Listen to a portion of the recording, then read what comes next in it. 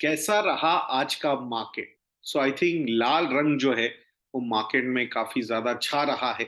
अगर मैं large cap index जो निफ्टी 100 है, इस इंडेक्स को आज देखता हूं तो 11 ऐसे स्टॉक्स है इस इंडेक्स में जो 52 वीक लो पे चल रहे हैं, जिसमें बड़े बड़े नाम भी आज शामिल हो चुके हैं 52 वीक लो की लिस्ट में, जिसमें सिप्ला का नाम है, डीवीज लैब्स का नाम है, रिलायंस इंडस्ट्रीज का भी उसमें अब नाम आ चुका है, एचडीएफसी लाइफ का उसमें नाम है, बंधन बैंक का उसमें नाम है, टाटा कंज्यूमर प्रोडक्ट्स का भी इसमें अब नाम आने लग गया है। सो डेफिनेटली मार्केट में जो ओवरऑल प्रेशर है काफी ज्यादा बन चुका है। बट यहाँ अल्टीमेटली भले ही ये कैसा रहा आज का मार्केट है, बट अभी मुझे ऐसा लगता है कि for some more time I will have to focus more on behaviour management, कि ऐसे मार्केट में कैसे बिहेव नहीं करना है या फिर कैसे बिहेव करना है। इसी पे सबसे ज्यादा फोकस हमने अभी रखना चाहिए, बिकॉज एक 17 महीने का या फिर मोर देन 17 मंथ्स का एक टाइम करेक्शन हम मार्केट में देख रहे हैं। अब उस टाइम करेक्शन में और एक एडिशनल तड़का मिल रहा है प्राइस करेक्शन का। सो ऑलमोस्ट 9% से markets are down since their 52 week low highs, या फिर मैं अक्टूबर 2021 के हाई लेवल की अगर हम बात करते हैं तो 18,600 का अगर वो नंबर हम देखते हैं, so currently if the markets are at 17,000, so definitely around 9% का फॉल हमने मार्केट में यहाँ पे देखा है। एंड प्लस उसके ऊपर अगर 1% पर मंथ का मैं अपॉर्चुनिटी लॉस एक्सपेक्ट करता हूँ इक्विटी में, because ultimately if we are investing in equity, जब हम जीडीपी और इन्फ्लेशन के नंबर्स को ऐड करते हैं, so that nominal GDP growth rate is what we should expect from the markets returns के पॉइंट ऑफ व्यू से, ब्रॉडर मार्केट की अगर हम बात करते हैं तो वहां पे वो 17 महीने का 17% का करेक्शन और ये 9% का price correction, so large cap index is down, या फिर टाइम करेक्शन के हिसाब से एंड प्राइस करेक्शन के हिसाब से the index is down by 26%, या फिर 17% का opportunity loss and actual notional loss of 9% on index. So definitely अगर ये सिनारियो है तो भले ही आपको लग रहा है कि हम ज्यादा करेक्ट नहीं हुए, बट मेरे हिसाब से हम अच्छे खासे करेक्ट हो चुके। अब आप यहाँ पे आर्ग्यूमेंट रख सकते हो कि यार ये जो अक्टूबर 2021 में जो क्रेजी वैल्यूएशंस पे सारी चीजें चल रही थी तो वो जस्टिफाइड नहीं था, but that's how markets work. So market एक स्ट्रेट लाइन में कभी ऊपर नहीं जाते हैं। सो जो यूफोरिक या फिर हाई वैल्यूएशन या फिर प्रीमियम वैल्यूएशन जो भी हमने देखे थे पहले, ऐसा जरूरी तो नहीं है कि वो सिचुएशन फिर से आने वाले समय में कभी नहीं आ सकती। So definitely it can come. I am not saying कि अगर अभी आप इन्वेस्टमेंट शुरू कर रहे हो तो मैं ये बोल रहा हूँ कि नहीं नहीं 26% का जो टाइम करेक्शन और प्राइस करेक्शन है वो तो हमें एडिशनल रिटर्न्स मिलेंगे यहां से। No, I am not suggesting that, but actually बहुत बार हम सिर्फ प्राइस पे ध्यान देते हैं और टाइम करेक्शन पे ध्यान नहीं देते। तो ये दोनों चीजों को देखना उतना ही जरूरी है, बिकॉज अगर किसी ने अक्टूबर 2021 में प्लानिंग की थी, फाइनेंशियल प्लानिंग की थी, उसके हिसाब से इन्वेस्टमेंट प्लान्स किए थे, सो डिजायर्ड रेट ऑफ रिटर्न हो सकता है उस पर्टिकुलर पर्सन ने भी 12% के ही कंसिडर किए होंगे। तो अगर वो कैलकुलेशन में हमने वो कैलकुलेशन करके अगर हमने इन्वेस्टमेंट स्टार्ट की थी तो obviously we will have to expect, हम उसको इग्नोर नहीं कर सकते, and that is a right approach. So at that point of time also the rate of return expectation should be 12%, and at this point of time also the rate of return expectation should be 12%। I am talking about from the long term point of view. यहाँ हो सकता है बहुत सारे लोग जो trading वगैरह में, अपॉर्चुनिटीज ढूंढने में एंड ऑल दोस थिंग में बिलीव करते हैं, उनको लगेगा यार ये थ्योरी तो हमारे साथ नहीं बैठेगी, बट इट्स ओके। मतलब हमें सबको टारगेट करना भी नहीं है, हम उन लोगों को ज्यादा टारगेट करना चाहते हैं जो रैशनल और प्रैक्टिकल थिंकिंग करके एक प्रैक्टिकल अप्रोच लेके आगे अगर चले। सो आई थिंक उनके लिए ये डिस्कशन काफी सही हो सकता है। और इसीलिए eight that point of time also, अगर इफ यू रिमेंबर कि उस समय भी हम जो बोल रहे थे कि लमसम इन्वेस्टमेंट्स नहीं होनी चाहिए, सिस्टमैटिक वे से इन्वेस्टमेंट्स होनी चाहिए। अगर आपके पास लमसम पैसा भी है तो वो भी स्टैगर्ड वे से ही यहाँ पे मार्केट में जाना चाहिए, ये बहुत ज्यादा जरूरी है। सो अब अगर आप मुझे पूछोगे, उस वक्त we were talking about 18 months of STP. अब अगर अभी आप मुझे पूछते हो तो आई विल से टिल दिसंबर 2023 अगर मेरे पास लमसम है तो मैं उस लमसम को स्टैगर्ड वे में इन्वेस्ट करता जाऊंगा till December 2023. So I think that would be good amount of time correction also and some more price correction can happen because हमने एक जो पहली एसवीबी देखी, उसमें सिग्नेचर बैंक देखी, फिर और एक बैंक का अभी यहाँ पे फॉल आउट दिखा हमने, और उसके बाद अब जो है आई थिंक बड़ी बैंक जो है यूएस में, जैसे कि जेपी मॉर्गन हुआ या बैंक ऑफ अमेरिका हुआ या फिर सिटी हुआ या फिर वेल्स फार्गो हुआ, तो वहां पे डिपॉजिट्स जो है वो बढ़ते जा रहे हैं. So flight of deposits, flight of capital जो है, जो बैंकिंग में ही रहना चाहता है लिक्विडिटी पॉइंट ऑफ व्यू से, मतलब कॉर्पोरेट्स वगैरह के बड़े पैसे अगर हम बात करते हैं, तो वो पैसा अब इन बड़ी बैंक्स की तरफ जा रहा है बिकॉज वो उनको सेफर लग रहे हैं. जेपी मॉर्गन चेज जो सबसे बड़ा बैंक है यूएस का, उसमें भी वो पैसा जा रहा है. तो आई थिंक किसी का दुख तो किसी का सुख, किसी का नुकसान तो किसी का फायदा, that's how these equations work out. But जब हम 10 ईयर जीसेक की बात करते हैं यूएस के, तो वहां पे भी एक एग्रेशन पार्किंग में लोगों ने, इंस्टीट्यूशनल इन्वेस्टर्स ने देखा है, तो उसकी भी डिमांड बढ़ी है.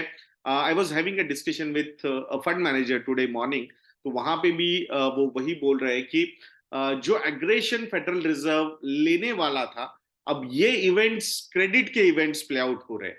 सो यही इवेंट्स की एक वो भी एक रिस्क फेडरल रिजर्व को थी.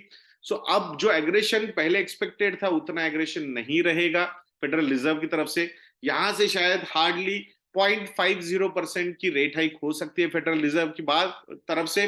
उसके बाद they will wait that inflation number to go down, because अगर ये बैंकिंग वगैरह के ऐसे इश्यूज हो जाते, क्रेडिट वगैरह के इश्यूज हो जाते, सो नॉर्मली स्पेंडिंग पैटर्न में थोड़ा सा प्रॉब्लम क्रिएट हो सकता है, जॉब मार्केट में भी थोड़ा सा प्रॉब्लम क्रिएट हो सकता है, and that can work out well for Federal Reserve to build a case of rate cuts. But still, next 3 quarters are going to be crucial, जिसमें एक आध 2 क्वार्टर में रेट हाइक हम देख सकते हैं.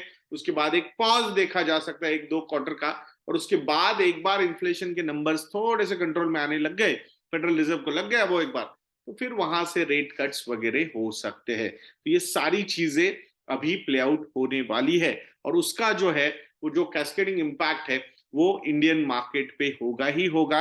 ऐसे समय में जो कपलिंग होती है वो बहुत ज्यादा होती है, and that's why though we are related to develop markets correction point of view से, बट कोएफिशिएंट ऑफ रिलेशनशिप जो होगा वो थोड़ा सा कम होगा. मतलब example, I am not saying exactly वैसे होगा, मैं एग्जांपल बोलता हूँ. ये कोएफिशिएंट क्या होता है? सो अगर यूएस मार्केट 1% से गिरेंगे, तो शायद हम 0.5 to 0.75% से गिरेंगे, बिकॉज अल्टीमेटली इंस्टीट्यूशनल इन्वेस्टर्स, डीआईआईएस का जो फ्लो है इंडिया में अभी भी काफी स्ट्रांग है. सो जब तक वहां कोई प्रॉब्लम हमें दिखता नहीं है, सो आई डोंट थिंक कि ऐसा कोई बहुत बड़ा करेक्शन, बहुत बड़ा क्रैश इंडिया में हो सकता है. अदरवाइज जो डिपेंडेंसी हमारी पहले फॉरेन इंस्टीट्यूशनल इन्वेस्टर्स पे होती थी, वो अगर देखी जाए तो वैसी डिपेंडेंसी अब काफी कम हो चुकी है.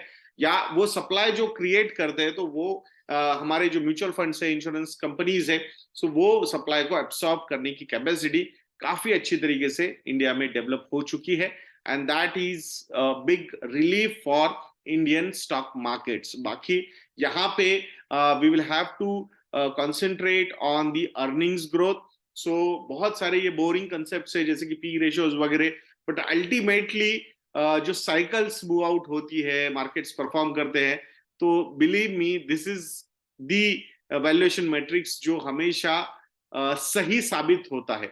बहुत बार बहुत सारे लोग अलग अलग थ्योरीज उसके लिए लेके आते हैं इन बिटवीन कि नहीं इस बार this time it is different, but believe me never it is different. Even Adani के केस में भी हमने जो देखा था कि जैसे जिस तरीके से क्रेजी वैल्यूएशंस पे अडानी ग्रुप के स्टॉक्स ट्रेड हो रहे थे, उसके बाद सारे वैल्यूएशन मैट्रिक्स वगैरह सबको क्वेश्चन में कटघरे में खड़ा किया गया था. A lot of criticism also happened with for the against the fund managers of Indian mutual fund industry. The same fund manager which I was having a discussion today, so उनका एक object बहुत सही बोला उन्होंने. तो I just asked out of curiosity कि why you people or Indian mutual fund industry did not take allocation to Adani group of stocks. तो पहले उन्होंने बहुत सही बताया कि ऐसा नहीं किया, एलोकेशन नहीं था, कि जो बिजनेसेस प्रेडिक्टेबल लग रहे थे, जैसे कि मेजरली अडानी पोर्ट्स की अगर हम बात करते हैं, एसईजेड्स की अगर हम बात करते हैं, तो that business was predictable, reasonably valued also, cash flows भी थे, तो ये सारी चीजें। बट बाकी जो बिजनेसेस थे, green energy, transmission, power and all those things, तो उसमें 15-15, 20-20 साल के प्रोजेक्शंस लिए जा रहे थे, और उसको भी वो सारे प्रोजेक्शंस को डिस्काउंट करके भी वैल्यूएशंस वर लुकिंग क्रेजी। और ये चीज धीरे धीरे धीरे इतनी बढ़ती गई कि वो कंप्लीटली हाथ से निकल गई, and that's when they said कि no boss, it is not going to work out for us, valuation matrix बिल्कुल सही नहीं बैठ रहा है हमारा for to invest in these companies. और इतने लंबे एसेट्स, लंबे समय के एसेट्स, और कैश फ्लो जनरेट होने में भी काफी लंबा समय, so I think it was not looking reasonable, and that's why they did not take a call of investing.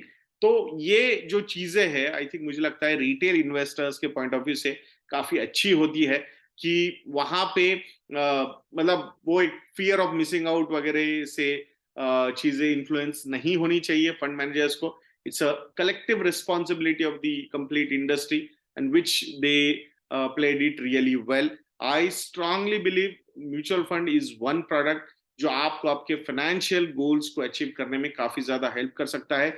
Behaviour management perspective से ये सबसे बढ़िया प्रोडक्ट लगता है मुझे। एक तो रियल टाइम आपको उसके रेट मिलते नहीं है मार्केट आवर्स में, सो आप जब तक 9 बजे एनएवी आती है तब तक आप काफी शांत हो चुके होते हो। आपको पता है ना कि कोई भी चीज में कभी भी कुछ होता है तो इमीडिएट रिएक्शन नहीं देना चाहिए, इमीडिएट डिसीजन नहीं लेना चाहिए, you need to wait for some more time. So I think mutual funds help you in managing your behavior really well, and that's what is required. So हो सकता है for some more time, कैसा रहा आज का market में, it will be more from behavior management perspective. I'm going to discuss these things. तो यहाँ ये स्टॉक क्यों गिरा, वो स्टॉक क्यों गिरा, ये चीजें चलती रहेंगी, बट ओवरऑल ब्रॉडर लेवल पे अगर हम बात करना चाहेंगे, सो आई थिंक यहाँ बिहेवियर मैनेजमेंट ये बहुत ज्यादा इंपॉर्टेंट टॉपिक होने वाला है फॉर सम मोर टाइम। बहुत ज्यादा पेशेंस टेस्ट होने वाला है। बहुत सारे इन्वेस्टर्स 2021 में मार्केट से जुड़े थे, tremendous amount of returns percentage terms में इन लोगों ने देखे थे, और वही एक्सपेक्टेशन के साथ उन्होंने 2022 में भी इन्वेस्टमेंट्स किए और 23 में भी कर रहे। तो वही और वहां पेशेंस टेस्ट हो रहा है बिकॉज निगेटिविटी बहुत ज्यादा दिख रही है, पोर्टफोलियोज रेड कलर में बहुत ज्यादा यहाँ पे देखे जा रहे। Believe me, this is the best thing which is happening to your portfolio if you are investing for long term. अब आपके लॉन्ग टर्म फाइनेंशियल गोल्स के लिए अगर इन्वेस्टमेंट्स कर रहे हो, these are the acquisitions which are going to play very important role.